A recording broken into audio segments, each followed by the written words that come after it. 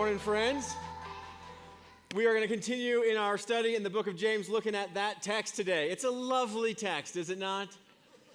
But it's our 6-8 weekend as well. 6-8 weekend is based on a text in the Old Testament from a prophet by the name of Micah, chapter 6, verse 8, in which the prophet Micah is sent by God to the people of Israel, to God's people, to the religious people, to bring an announcement of both judgment and hope.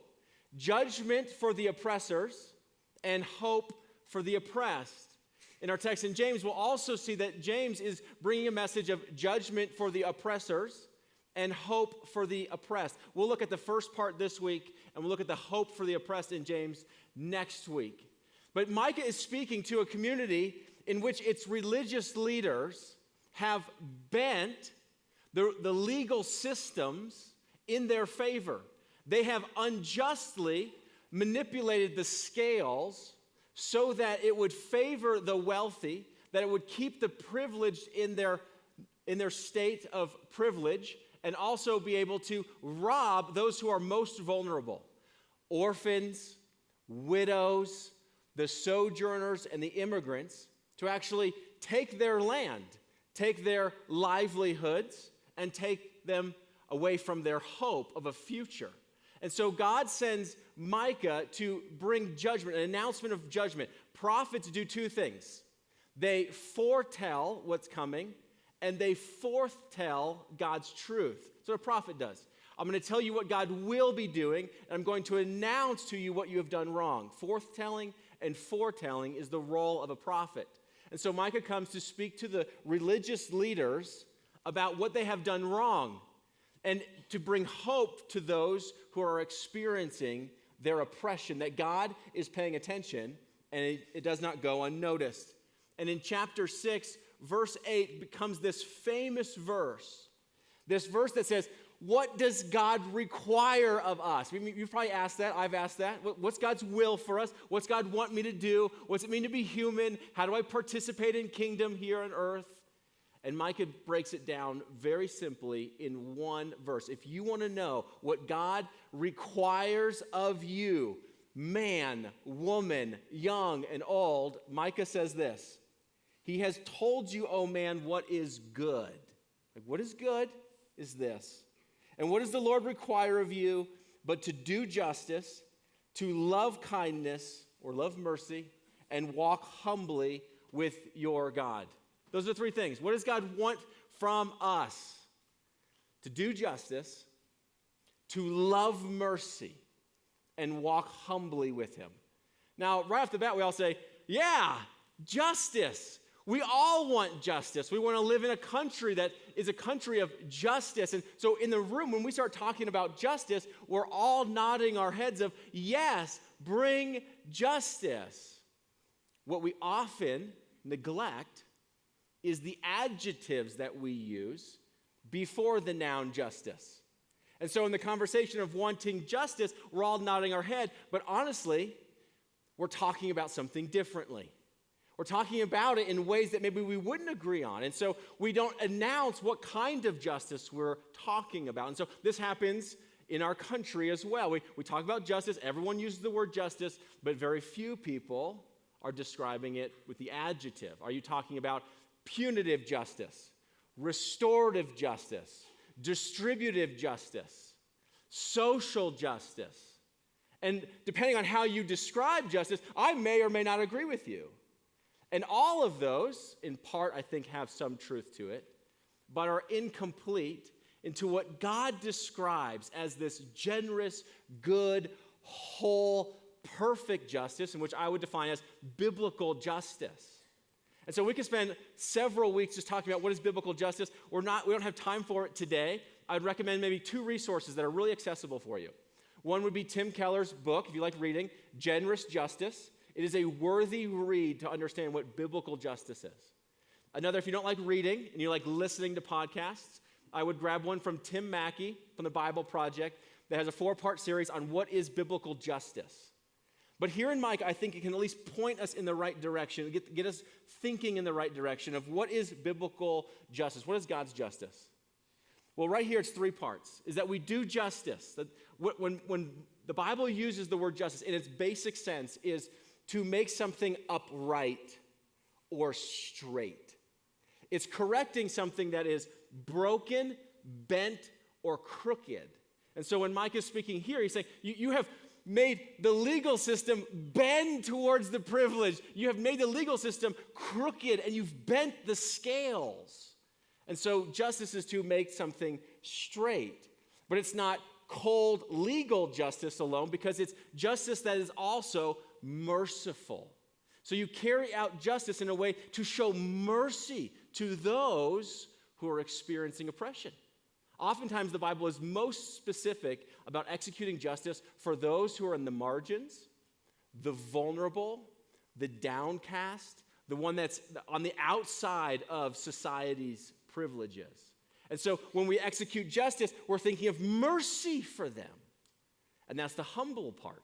Humility is not just simply thinking less of yourself, but thinking of yourself less often. You're thinking of God, and you're thinking of others before you think of yourself. And so when I'm thinking about biblical justice, it is making something straight with mercy in mind for the other. Justice, mercy, and humility. That'll at least get us in the right direction. So James, like this Old Testament prophet, brings these truths to his unique context.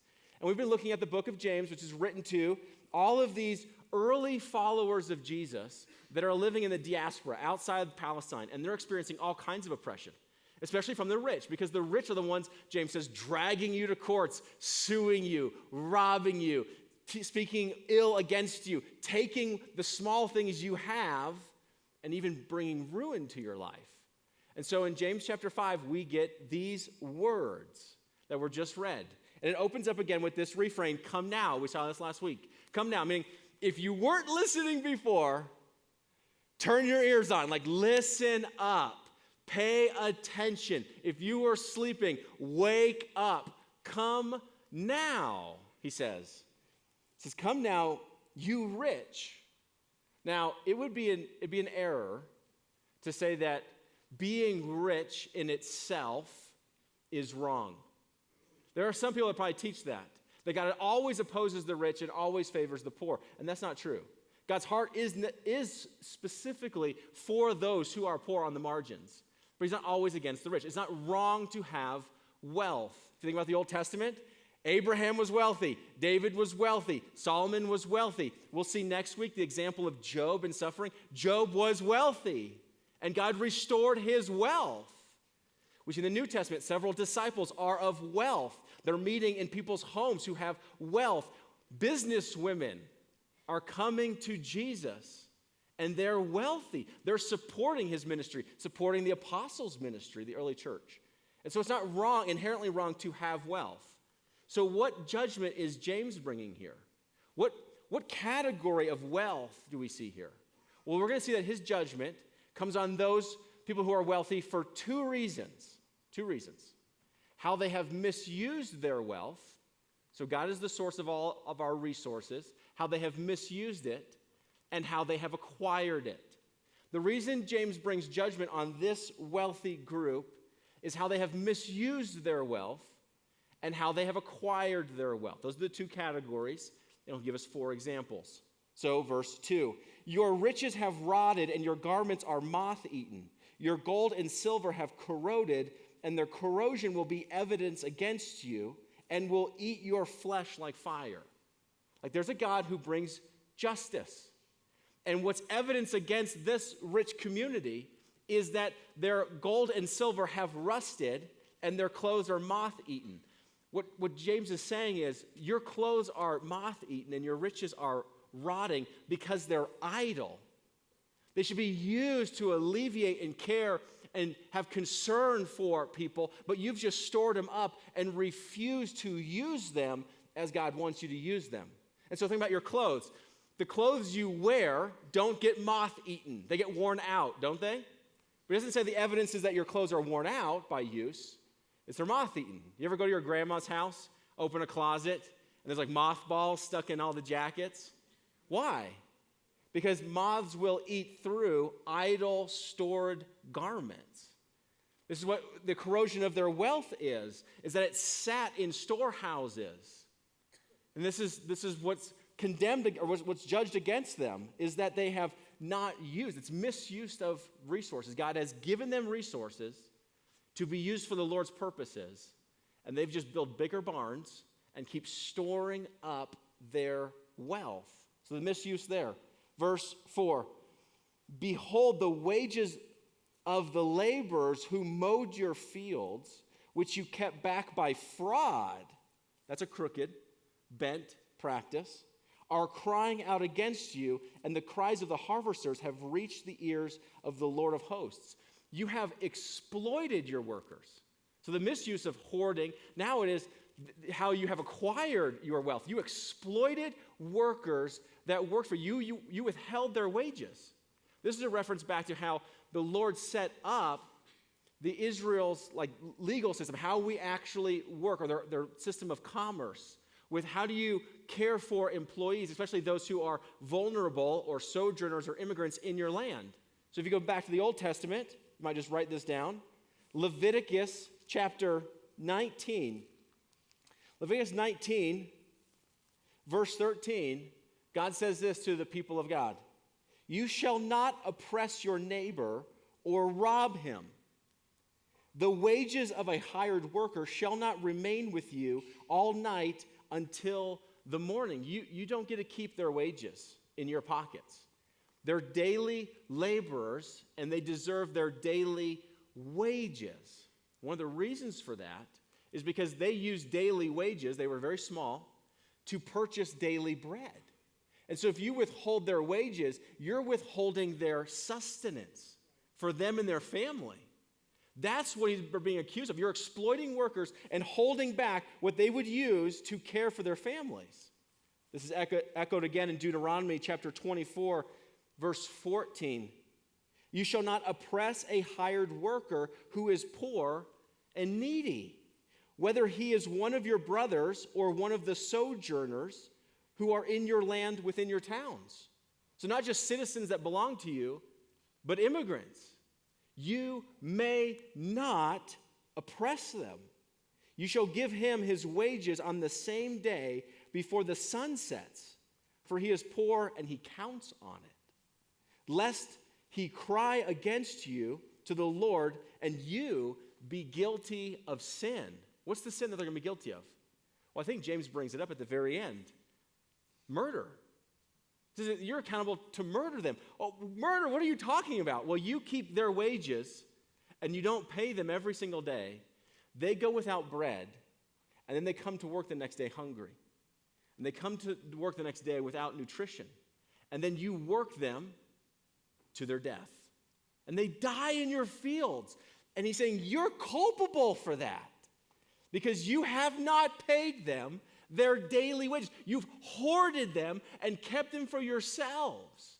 And the evidence against you is rising up to the Lord, the one who hears their cries, Deuteronomy says. And so does James.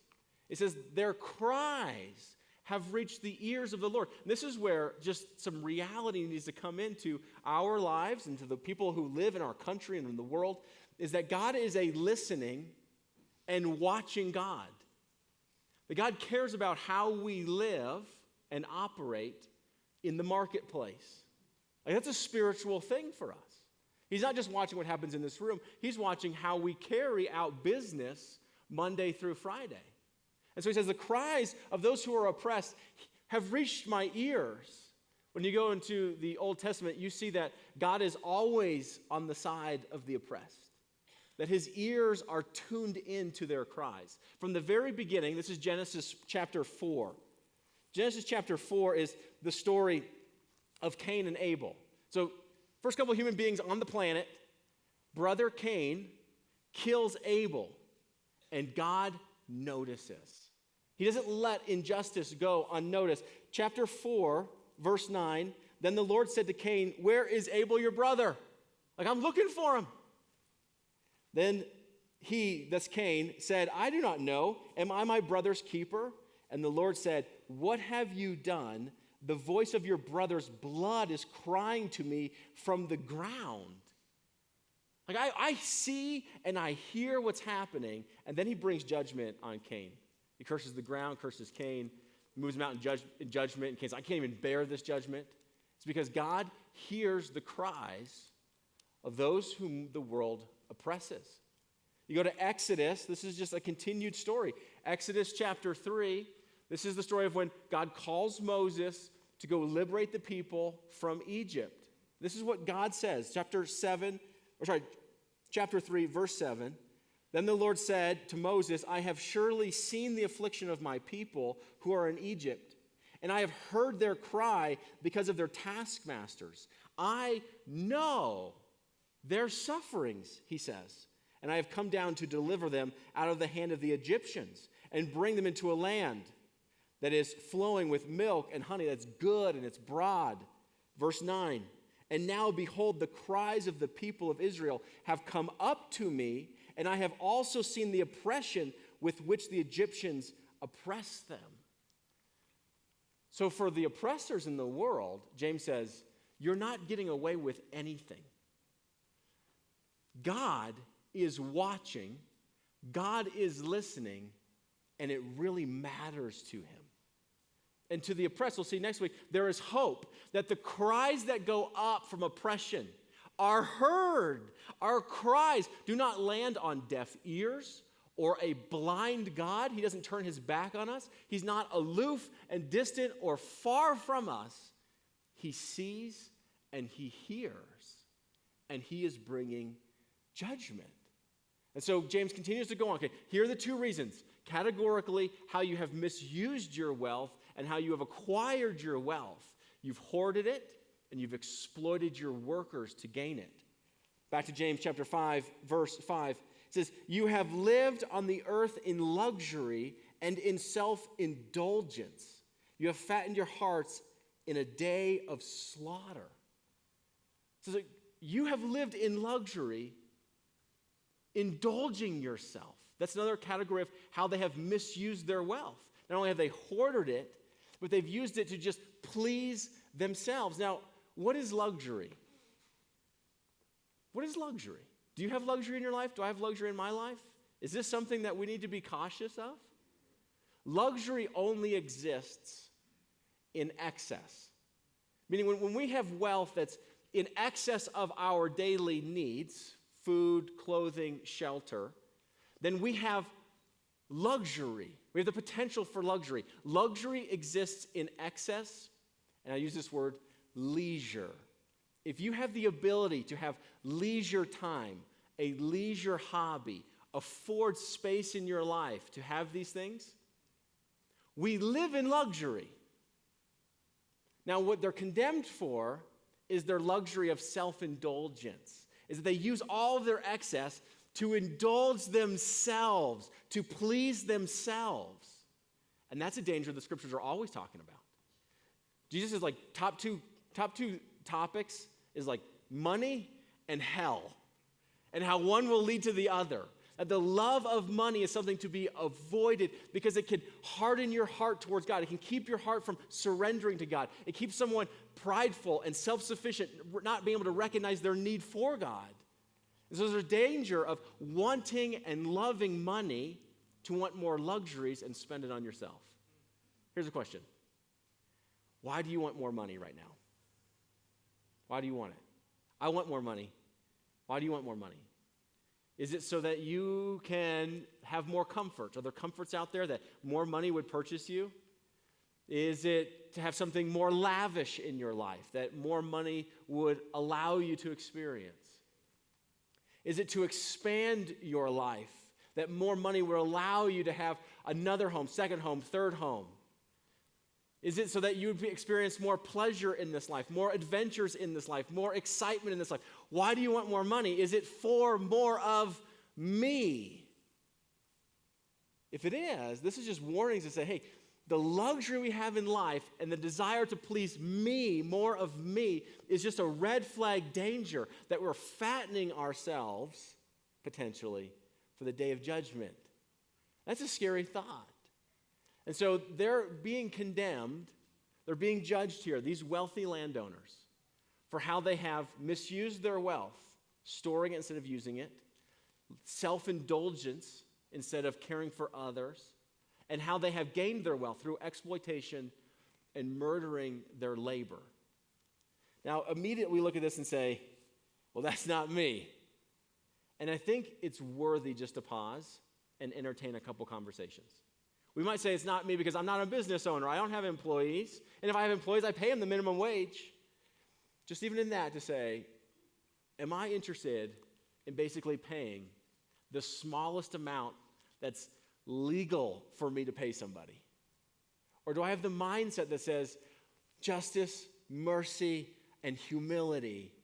How do I pay them and love on them as God has loved me? We might say, I don't have a business, but am I ever interested in thinking through the things that I purchased, how I have acquired my own wealth, how I've acquired all these possessions, and say, I just love all this stuff because it comes so cheap, and I never ask myself, how do they make it so cheap? And are there businesses that I frequent or industries that I support that actually exploit their labor? And do I want to participate in that? Like, here's a question. Have you ever even asked that to yourself? And if you found out the answer, would it change how you spent, what you bought, where you shopped? I know what you're saying is like, Thomas, the world is so complex, I can't avoid it all. I get it. The question is, are you even asking it in any sphere of your life? In any sphere of your life. Because what are we called to be? Distinctly different than the world. Remember, what does James accuse them for being? Is you're storing up treasures here on earth. What does Jesus say? Don't do that. Don't store up treasures where moth and rust destroy. Have treasures in heaven where moth and rust cannot destroy these things. That's what we just sang about, right? Where is our treasure? In the cross, in the forgiveness and inheritance from Christ. And so what do we want to be as people? We want to be people that say, Lord, what would you have of us? And he says, I'm glad you asked. Micah told you. What does God require of you, O man? What does God require of you, woman? But to do justice, to love mercy, and walk humbly with him in the marketplace, where you spend money, how you pay your workers, how you handle resources I give you. That's where I want you to participate as kingdom people. Because as kingdom people, we value something totally different than the world around us. When what we value is the world and its riches and its wealth and its leisure and its luxury, we can drift to bending systems in our favor. When we love the things of Christ, and when we love justice and mercy for them, we'll live distinctly different lives. And so we set up a weekend called 6-8 Weekend every single year just to make sure that we don't drift where Israel drifted. Because it's easy to do that, even as the people of God, to drift this way, to say, no, we will not drift that way. We will stay right here with God, to love the things that he loves and to act as his people, the Imago Dei, the image of God, on this earth. And we will live by another kingdom's values. And so we just remind ourselves, that's what God asks of us, and we want to walk in it. This is why we have an annual weekend every year where we're giving away our resources, we're partnering with other organizations that care about mercy and justice for those who live here locally, for those who live globally, for the citizen, for the immigrant, for the refugee. And so I just want to remind us a little bit about this community and what we've been doing, what we are doing, and what we invite you to continue to do with us as people who live by Micah 6:8, to do justice, to love mercy, and to walk humbly with our God. So I'm going to invite a few of my friends up to kind of share some stories of how we've been acting this way and how we're going to continue in these areas. So I'm going to bring up my friend Gary Osborne and Kathy Gagliardi. Would you guys welcome my friends up here? And they're going to start sharing a little bit about what's going on. Thanks, Thomas.